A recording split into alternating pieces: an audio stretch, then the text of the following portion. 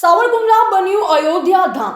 5000 ભાવિકોના ગગનભેદી હનુમાન ચાલીસાના ગાન સાથે નીકળી સૌરાષ્ટ્રની સૌથી વિરાટ શોભાયાત્રા।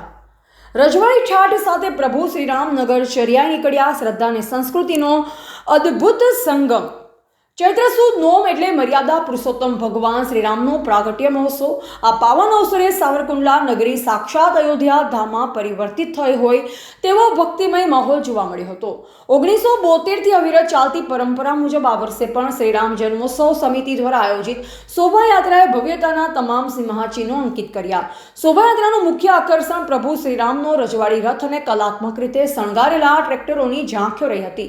ઢોલ નગારાના તાલે અને કેસરિયા ધ્વજની લહેરાતી પતાકાઓ વચ્ચે જ્યારે પ્રભુ નગરચર્યા નીકળ્યા ત્યારે માનવ મહેરામણ ઉમટી પડ્યું। ગગનભેદી શંખનાદ અને જય શ્રી રામના ગુંજરાવતી વાતાવરણ આધ્યાત્મિક ઉર્જાથી ભરાઈ ગયું।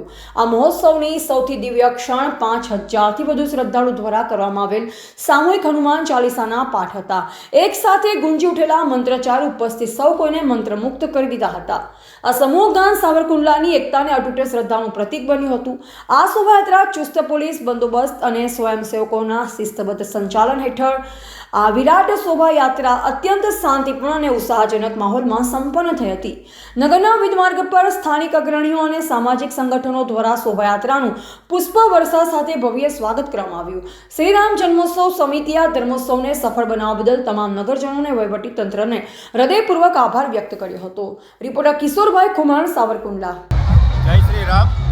સાવરકુંડલામાં સનાતન યુવક મંડળ દ્વારા 1983થી રામ જન્મ મહોત્સવ ઉજવાય છે। આખા સૌરાષ્ટ્રભરની અંદર સૌથી મોટી શોભાયાત્રા હોય તો ફક્ત ને ફક્ત સાવરકુંડલાની રામનવમીની શોભાયાત્રા છે। આ શોભાયાત્રામાં સાવરકુંડલાના તમામ લોકો વેપાર રોજગાર બંધ રાખી અને સવારમાંથી રામ ભગવાનના આગમનની તૈયારી કરતા હોય।